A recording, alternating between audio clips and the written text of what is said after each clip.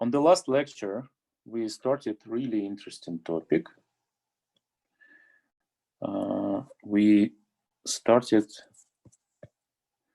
vector spaces. So really, this is when we start real linear algebra, which will comprise most of the course. So let me remind you the definition. Okay, so let me remind you the definition of the vector space over real numbers, which I introduced. So, let me even just erase this over real. Okay, so I will not erase it. So over some real numbers doesn't mean that it's just the real numbers. It means that, for example, column vectors with real entries, matrices, as you will see, everything obey the same definition. So the definition sounds pretty general. Maybe even for you it looks too general. Why we are just saying it like that? But the reason is the following. We will be able to prove some facts which will be common for all sets obeying this definition or satisfying this definition. What does it mean? It means that the facts which we will prove will be true for all particular examples of vector spaces. And as you will see later,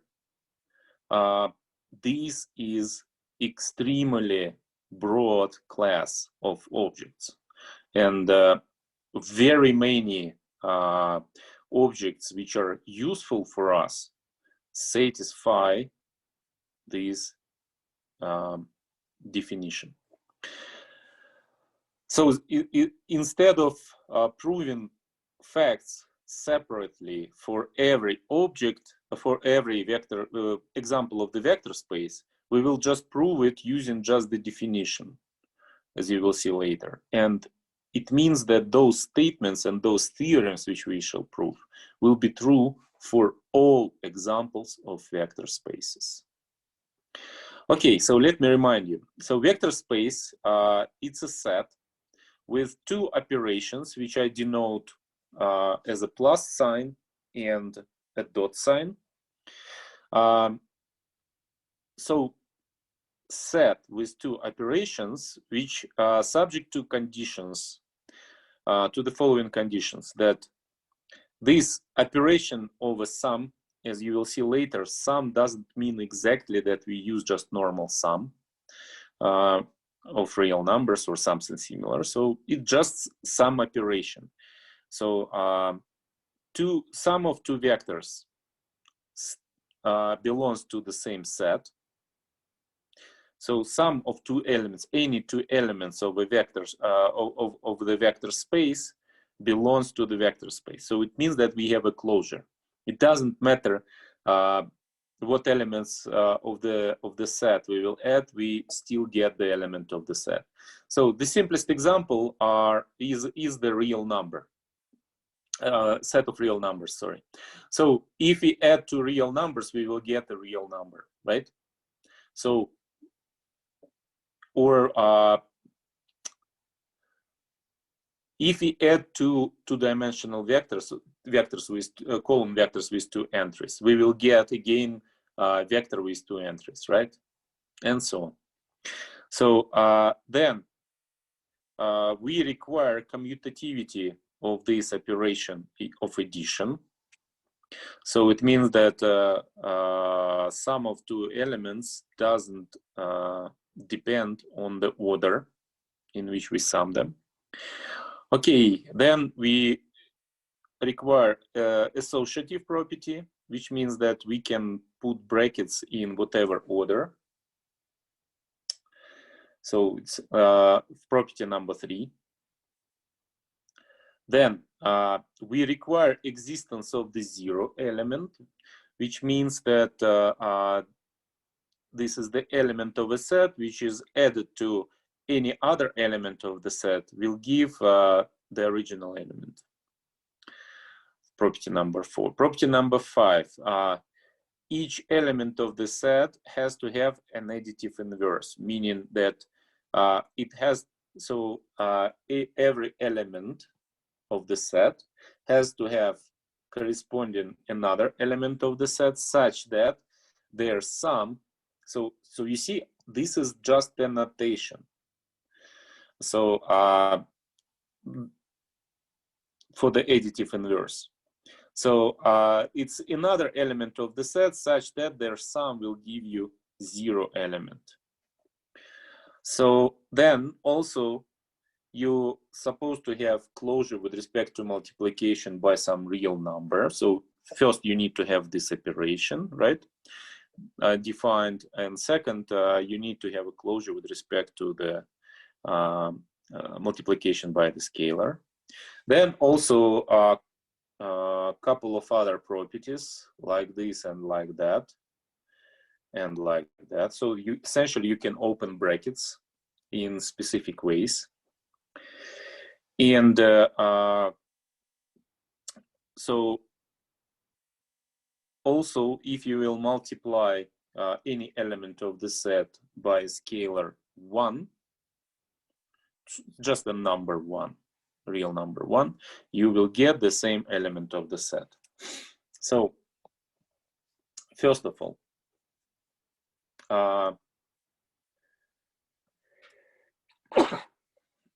so let me show you a couple of examples, and you will see how broad is this definition. So first of all, we can say that, okay, when I say here operation plus or operation of addition, so first of all, we require that any two elements, sum of any two elements belong to the vector space V, to the same set. So, example, I can consider, for example, real numbers.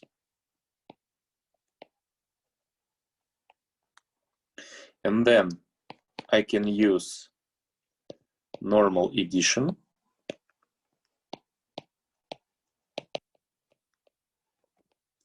of real numbers. And then, of course, any real number A and real number B, if I will add two real numbers, their sum again will be the real number, right? So we have closure with respect to the addition. Also, we know that we can first add two real numbers and then add the third one, or we can just change the brackets like that. So we have this property, or we can even write like that and then put brackets in whatever order we like. Okay, so we have this property. Then what is so-called zero element? It's just the normal number. It's just the usual 0, right? And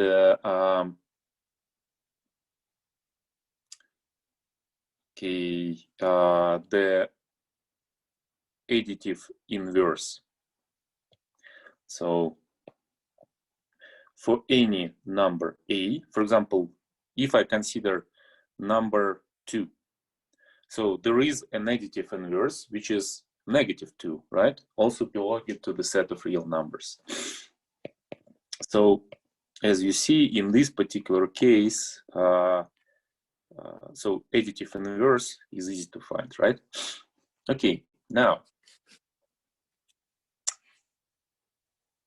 if I will consider as addition normal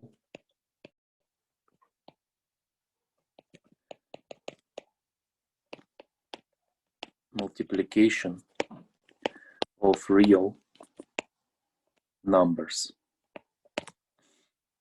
I will denote it as star, okay? We'll use a sign star for multiplication. Okay. First of all, if I consider, so pay attention. So plus is just the symbol of an operation. Symbol of operation over two numbers, right? That's it. So now, for example, if I take any two real numbers and use multiplication, they still belong to the real numbers, right? Now, if I use multiplication of real numbers like that, so I know that the following is true, right? Or I can write it as, and put brackets in whatever way I like. So could you please tell me what will be zero element with respect to this operation?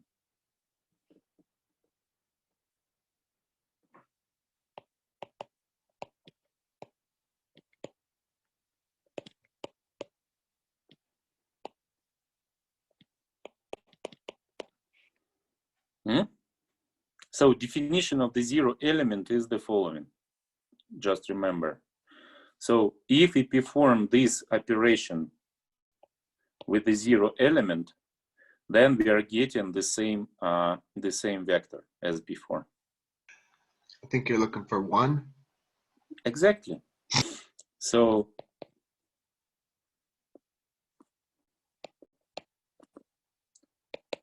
is real number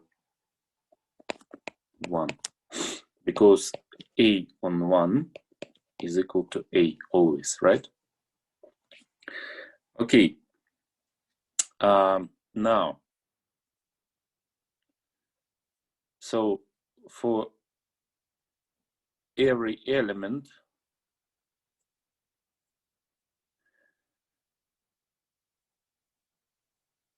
so the only problem so first of all, A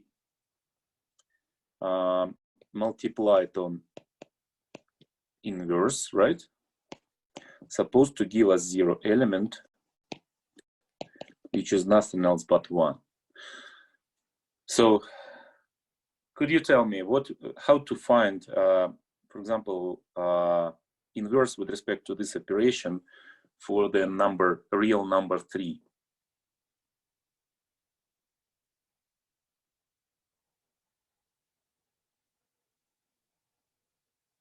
One-third.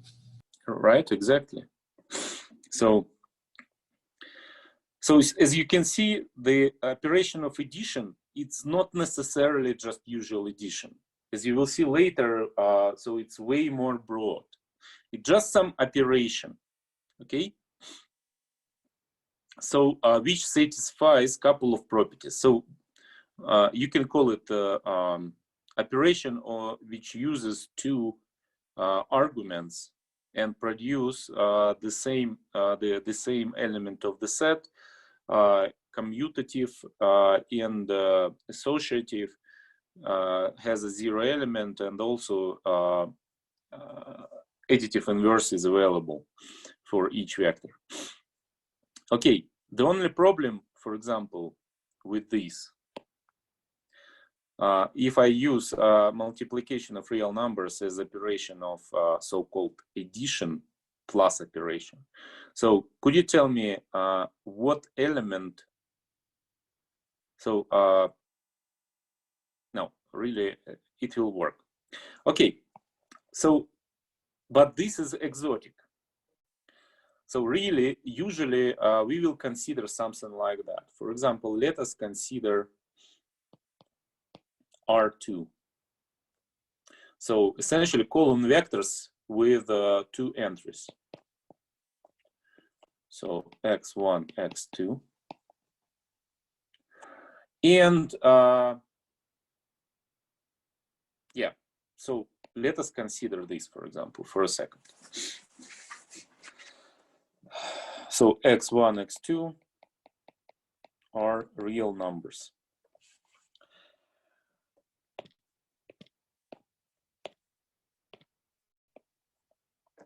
So I can introduce operation of addition.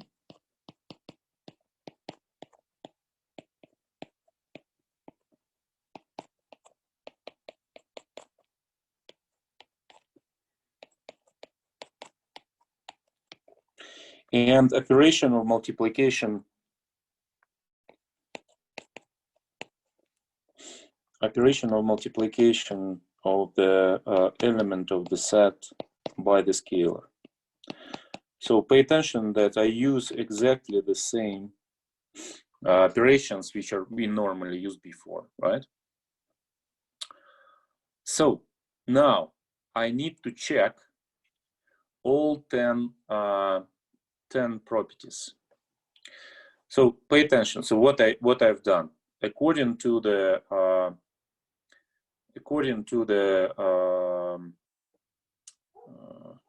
definition. So I introduced operation plus and operation of multiplication by the scalar. And now I need to check that my set together with these operations satisfy all these 10 properties. So first of all, property number 1. So if I will ask you to check whether something comprise a vector space, you need essentially introduce under some operations, you need to check all these 10 properties. So for example, property number 1. So these definitely also belong to the vectors with 2 entries, right? Column vectors of 2 entries. So works, right? Okay. Property number 2. Property number 2. Addition is commutative. Okay, we need to do the following.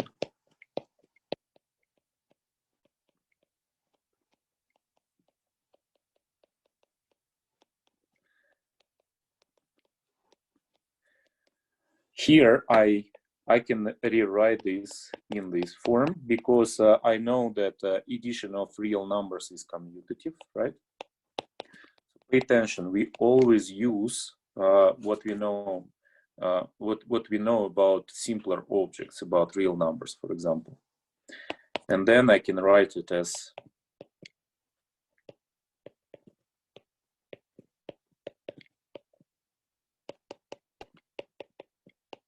like that, right? So commutative. 3. I need to check that vector addition is associative. In other words,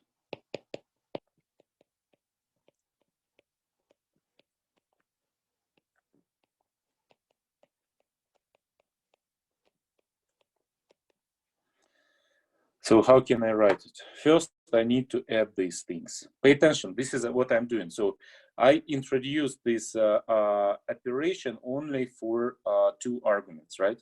So I cannot just go too fast. So I need to first add these 2 vectors. This is what bracket means, right? So first you perform operation inside of the bracket.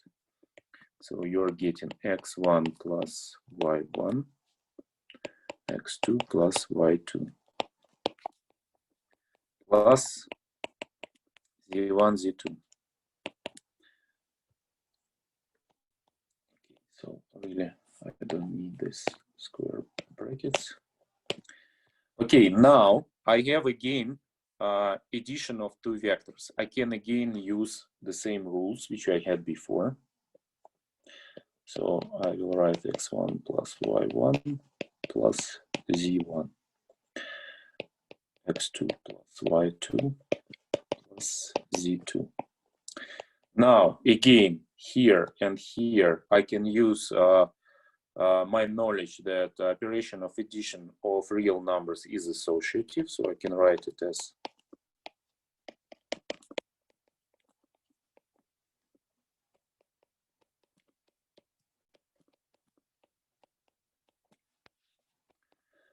Then I can write that this is nothing else but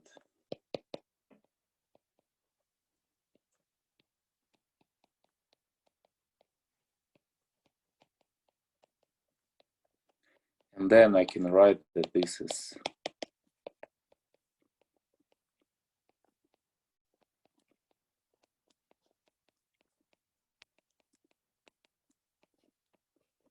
so I have proven associativity of addition over column vectors with 2 entries. Okay, 4. 0 vector is just this, so it exists and belongs to R2, right? Okay, 5. Each element has an additive inverse. So if I consider x1, x2, then additive inverse is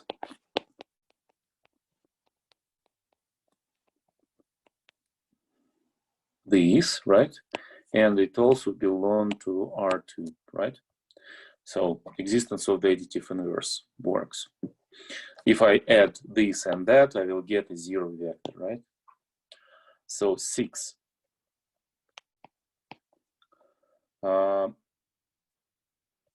Here it is. So this is how I introduce multiplication of the element of the set by the scalar, by the real number. And I got again column vector with 2 entries. So I have a closure with respect to the multiplication by the scalar. Works. So 7. Addition of scalars distributes over scalar multiplication. So it's essentially if I consider 2 real numbers and multiplied on x1, x2. So by definition, I'm getting r plus s x1, r plus s x2. So I can write it as rx1 plus sx1. So pay attention that here I'm using operations. So these are just real numbers, right? So I can use everything what I know about real numbers. x2, x2. So these I can write as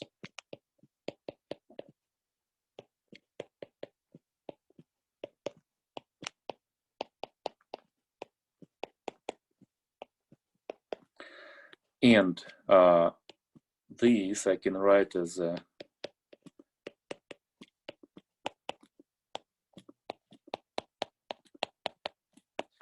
this.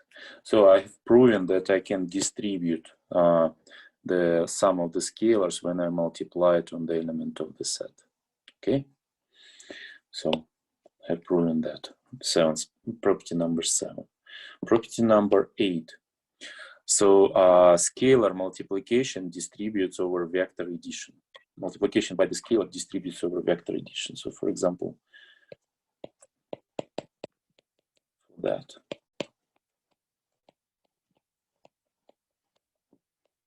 Okay, so first I need to perform operation inside of the brackets.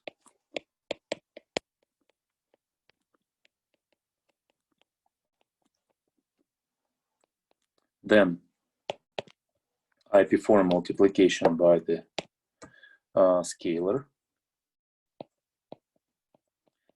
using just the definitions of operations which I gave in the very beginning. Now, again, I use, because these are just additions and multiplications of just usual real numbers, so I can redistribute it. I can use the knowledge about real numbers. So these I can split into sum of 2 vectors using the definition of the sum.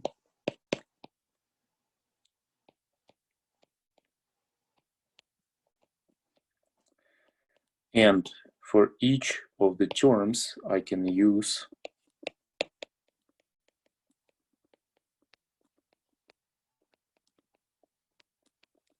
this rule. So I got that I can distribute the scalar over the sum of two elements of the set. Okay. Next. So it was property 8, property 9. Ordinary multiplication of scalars associates with scalar multiplication. So essentially, RS, so product of two scalars on my vector, arbitrary vector. So I can write it as RS on x1, RS on x2. From the other point of view, this is just a product of real numbers, right? So I again can write it like that.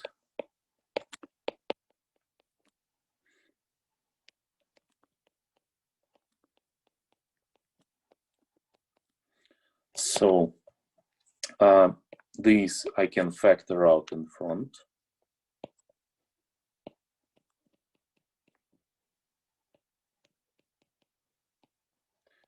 And now these I can write as, so I have proven the property number 9, it works. Property number 10, multiplication, yeah, so obviously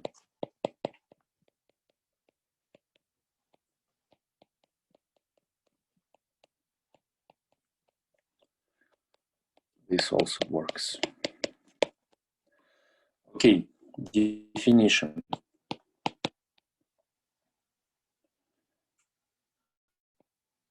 Element of a vector space is called a vector. So essentially, now when we will be talking about vectors, we will be just talking about elements of the vector space. Now let us consider a less trivial example.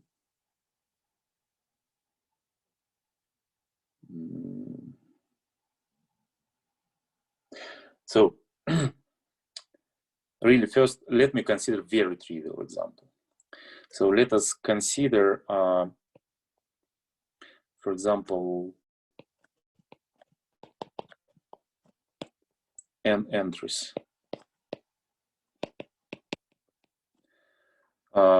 Column vector consisting of all zeros. So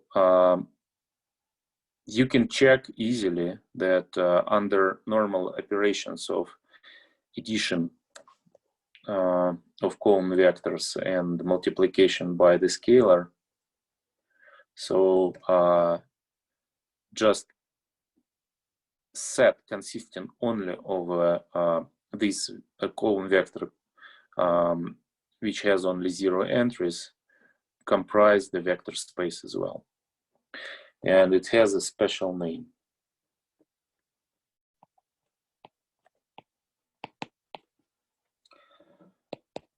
A one element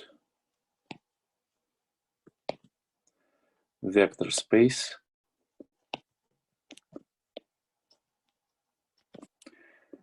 is a trivial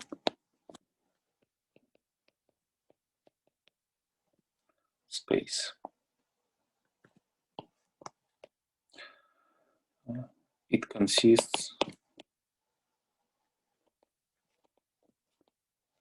of a 0 element only.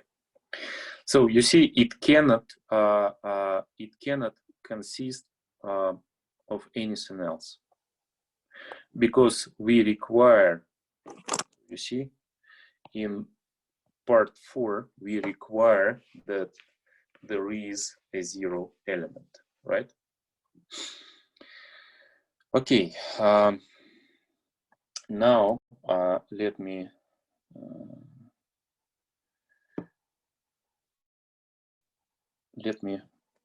consider less trivial example. Let us consider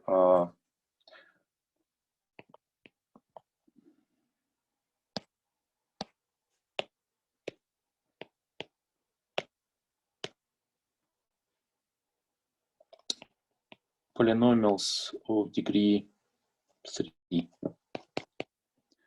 So what it means? It means that we consider all possible polynomials, or really, let me do this for n even. Degree n.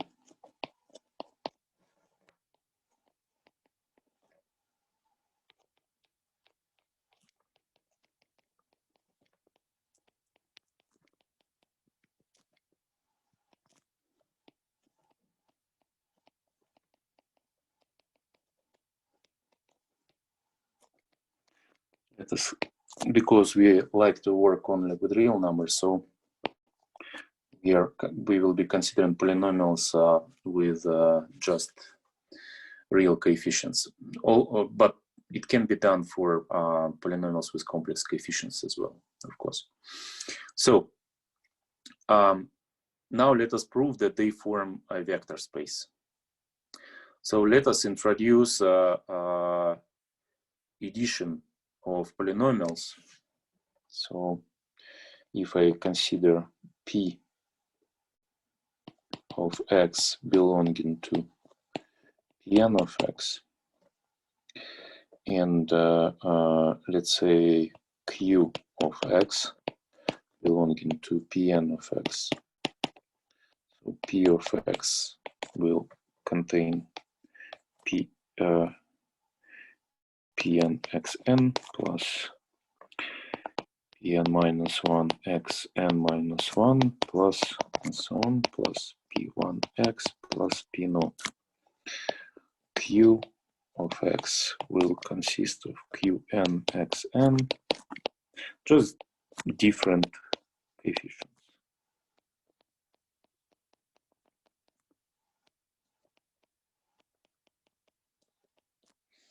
Okay, so let us introduce addition of two polynomials as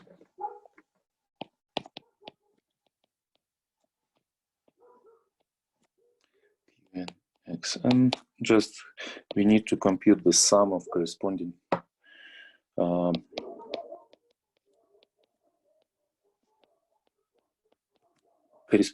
coefficients.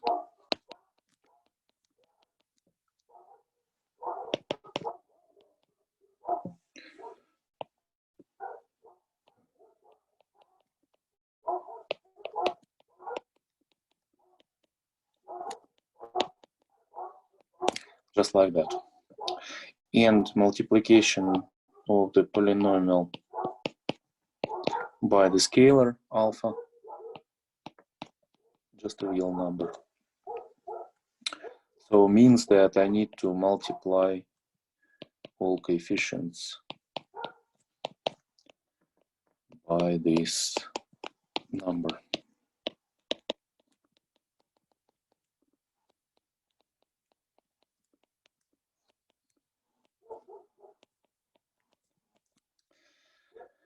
Okay, so I introduced operations and I introduced the set. So now let us go through.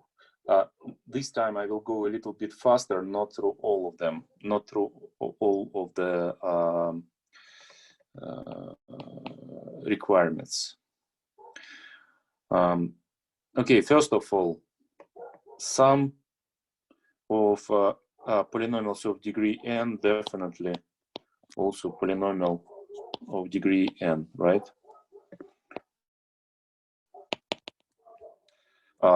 Product, I mean, polynomial multiplied by the scalar again gives me polynomial of degree n, right? So I have closure, so this works, and property number 6 works. Okay, second, definitely addition is commutative, right? Because have a look, when I'm adding polynomials, so here I can once again change order of summation of real numbers, right? And then represent it through the polynomials. So as a result, I will get the following.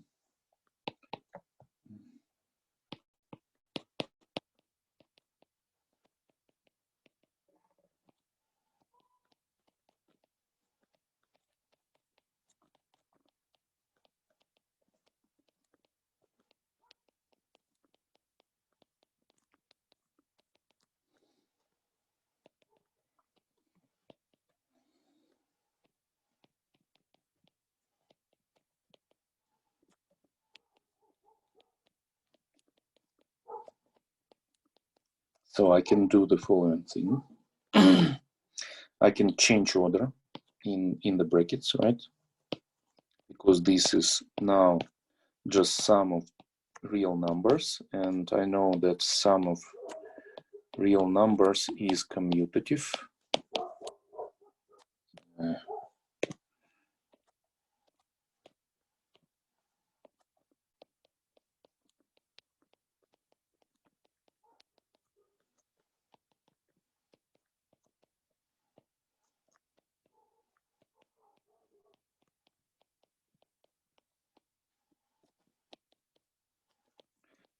And now I can use definition of a sum in order to split this into sum of two polynomials. So I have proven that addition of the polynomials introduced in this way is commutative. So in the same way, exactly like I did for the column vectors, I can prove that vector addition, in this case, addition of polynomials is associative. Now, the same. So I'm just saving time, but you, in your homework, you would need to do this like I did before. So what is the zero vector? Could you tell me?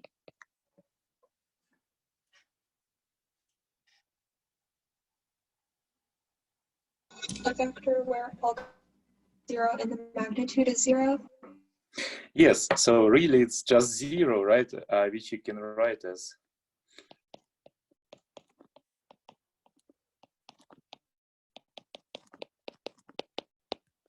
this, right? So it's a 0 vector, so it belongs to the set of polynomials, right, of degree n, for sure.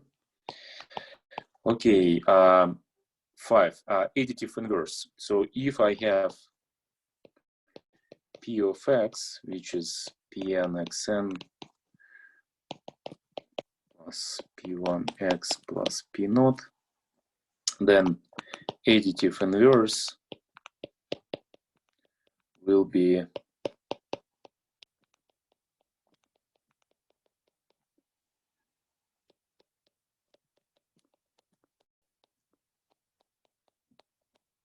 this, right?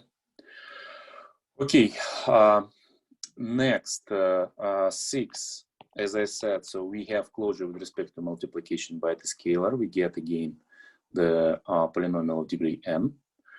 Then 7, if I multiply, or let me use Greek letters here, sum of two scalars on p of x. So what I will get, alpha plus beta multiplied by pn xn plus alpha plus beta multiplied on p naught, right? Which I can write as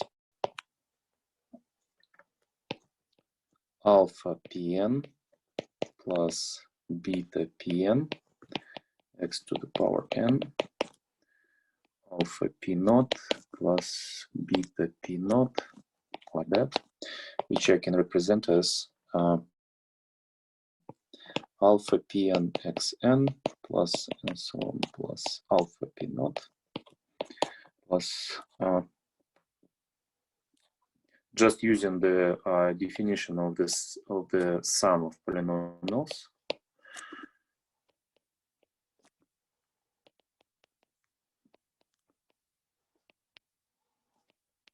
From the other point of view, I can write that this is nothing else but alpha px plus beta px.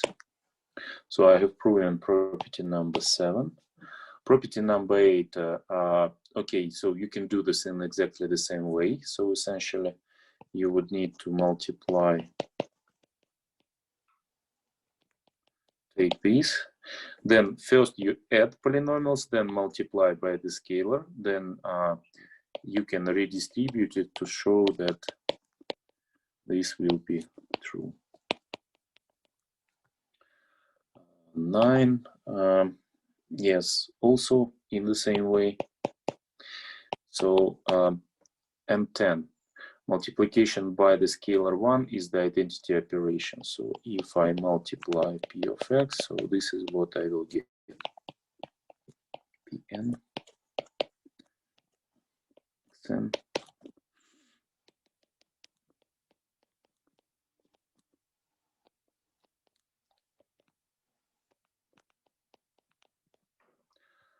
So essentially, yes, it's a little bit. It can be a little bit cumbersome, but you need to check all 10 properties. So you see, what is interesting. So I have shown that if I will consider polynomials, they also comprise a vector space. So I will tell you even more. So in your book, you have an example, for example, that if you consider A11, A12, A21, A22, so it belongs to the 2 by 2 real matrices. So they also comprise a vector space under the following operations. Standard addition of matrices.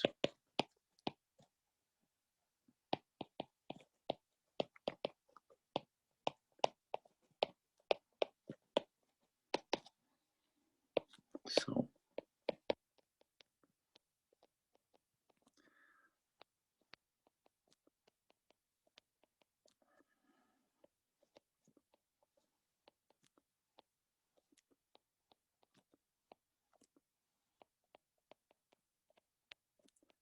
and standard multiplication by the real number.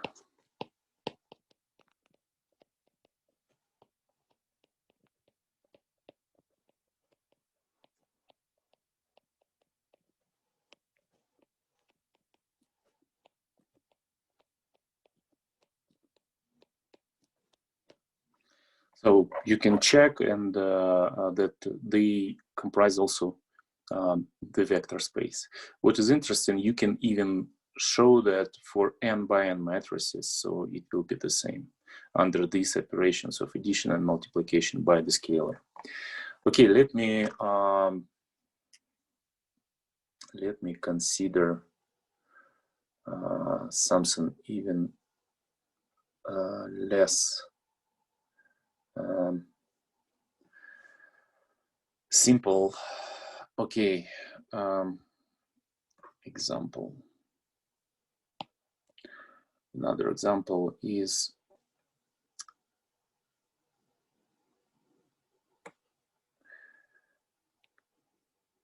so C. No, okay.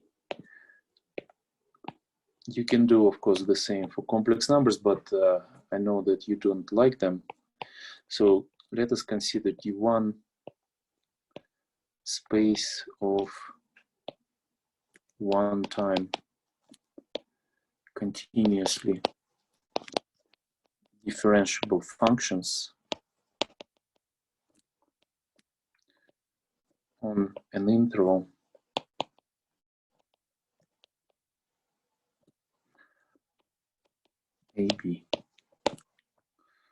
So now we can introduce that f of x plus g of x, just standard sum, right? So essentially, if we consider f, which belongs to D1, and we consider g, which belongs to D1, so then f plus g of x is equal to that, just f of x plus g of x. So then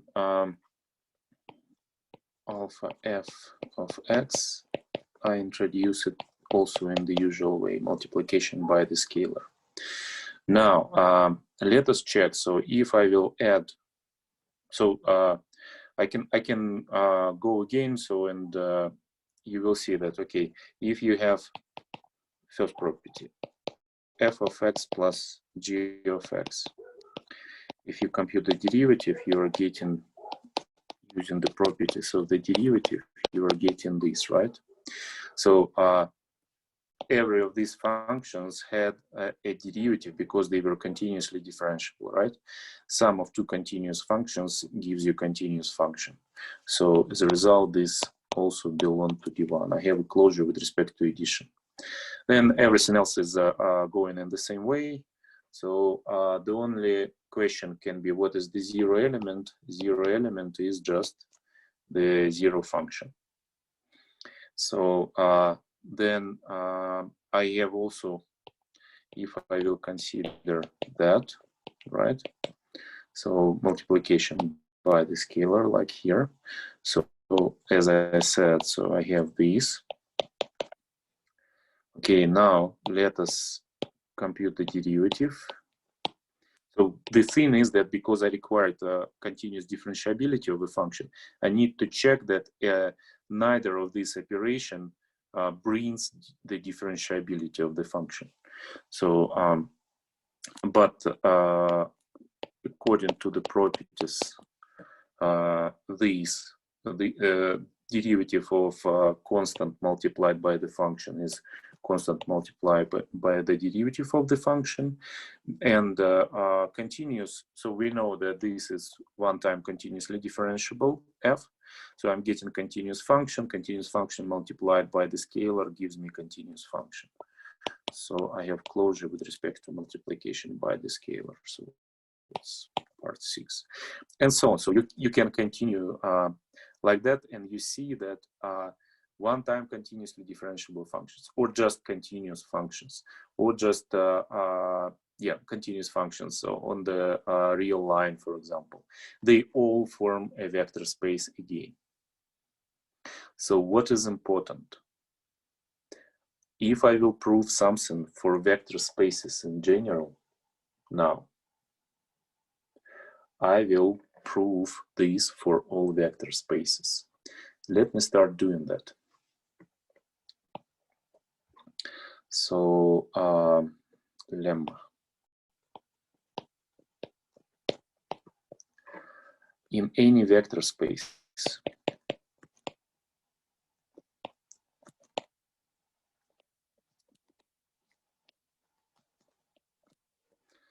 V for any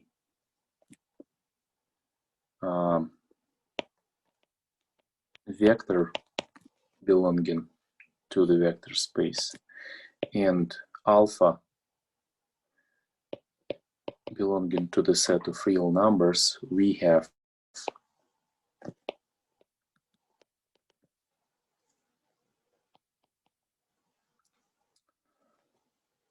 zero scalar multiplied on any vector gives me zero vector. Second,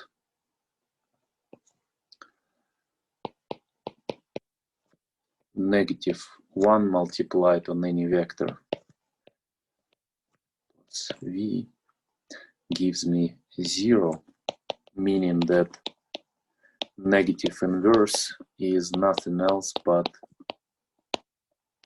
-1 multiplied on the vector. 3, any scalar multiplied on the 0 vector will give me 0 vector. Okay, proof. So first of all, how can I write this? Any vector. I can write it as, so we know that this should work, right? From the other point of view, using real numbers, addition of real numbers, I can write this, right? So which means that using property of redistribution of the sum of real of scalars on the vector, so I can write it like that, right? So now I can subtract from both, now I will add to both sides negative inverse. Pay attention that this is nothing else but V, right? By the property 10. So when I add to both sides of the equality negative inverse, I will get a zero vector. Here I will get a zero vector plus 0 on V.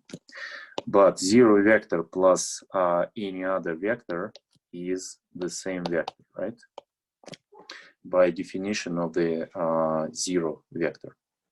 So as a result, I got that zero vector is nothing else but that. Okay, 2. So once again, let us have a look what I have if I will add this and that. So I can represent this as, consider as a redistribution of two scalars on vector V, right? Sum of two scalars multiplied on vector V. From the other point of view, I know that this is equal to 0. So I'm getting 0 multiplied on V, and I have just proven that this is zero vector. So I got that this plus that equals to zero vector, which means that this is my additive inverse. Clear or not? Any questions? Can you do that number 2 again? I was trying to keep up and I fell behind a little. Yeah, it's okay. You can write this. So how you can write V? You can write V as 1 multiplied by V, right? So pay attention, this is property number 10, right? That any vector multiplied by scalar 1 gives you the same vector. So now you can use property that you can represent like alpha V plus beta V. It has to be alpha plus beta V, right?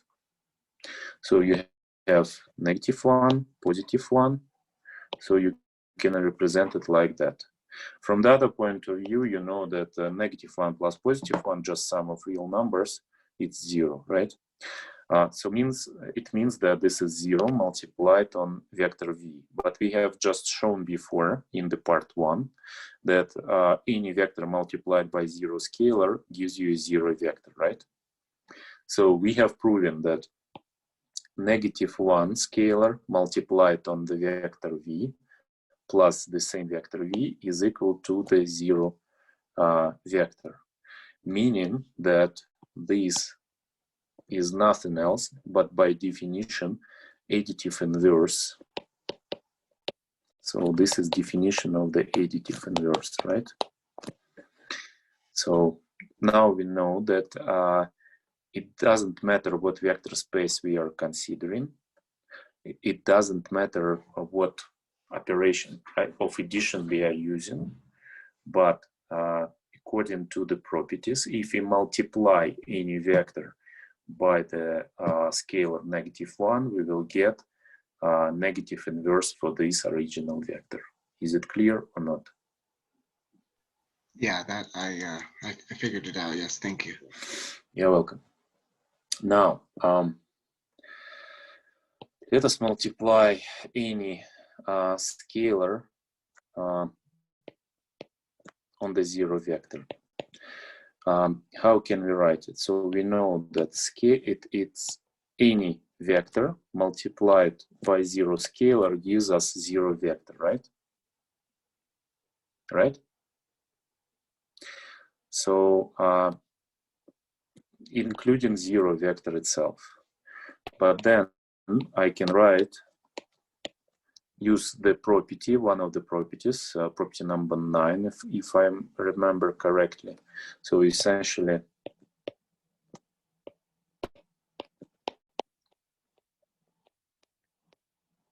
this. So I can write it like that, but product of two real numbers, one of which is 0 is 0. So I'm getting that this is 0 multiplied on 0 vector, which is a 0 vector. That's it. So I got that any scalar multiplied on the 0 vector will always give a 0 vector. Is it clear or not? Professor, I have a question. Go ahead. I'm kind of confused that you said before 0 vector is a real number 1, but how come that 0 No. Wait, Okay. wait a little bit. I just gave you the case when we considered, instead of this abstract operation of addition, we considered really, instead of that, multiplication of real numbers. I just have shown that multiplication on the set of real numbers satisfies the same things, the same requirements, the same conditions. Just the only difference will be that as a 0 vector, we need to use real number 1. That's it. Okay. So, but pay attention, I haven't said that if you use this operation as addition, that real numbers will comprise the vector space. I haven't said that. I said just that you can consider, not necessarily it's just standard operation of addition. It can be something different. It can be something different, just it will change a little bit your 0 vector and so on. So that's it. Okay, so yeah, sorry that I confused you, but it was not my idea. I just wanted to show that operation of addition can be something not that trivial as we usually use. Okay, so I will stop here.